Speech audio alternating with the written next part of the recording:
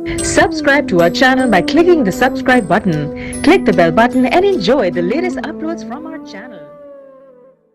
अऊज़ु बिल्लाहि मिनश्शैतानिर्रजीम बिस्मिल्लाहिर्रहमानिर्रहीम। Ali TV official के मुअज़्ज़ज़ सामीन अस्सलामु अलैकुम वरहमतुल्लाहि वबरकातुहू। अमरीकी तज्ज़ियाकार माइकल कोगेल ने इंकशाफ किया है कि अफ़गान तालिबान ने अमरीका के सामने आफिया सिद्दीकी की रहाई का मुतालबा रखा है।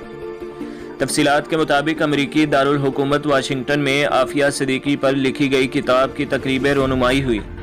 इस मौका पर अमरीकी तज्ज़ियाकार माइकल कोगेल ने ARY न्यूज़ से गुफ्तगू करते हुए इंकशाफ किया कि तालिबान डॉक्टर आफिया सिद्दीकी की रहाई चाहते हैं, इसलिए उन्होंने ट्रंप इंतज़ामिया के सामने यह मुतालबा रखा है।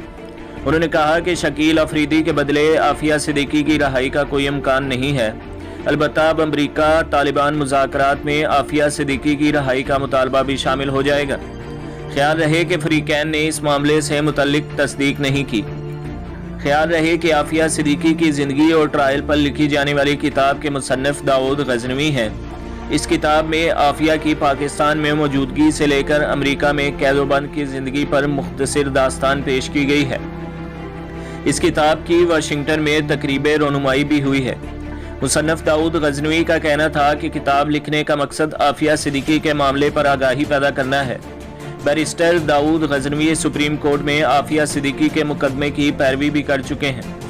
ख्याल रहे कि अफगानिस्तान में अमन व इस्तेहकाम की खातिर अमरीकी सदर ने तालिबान से एक मरतबा फिर मुज़ाकरात का अमल दोबारा शुरू करने का इंदिया दिया है।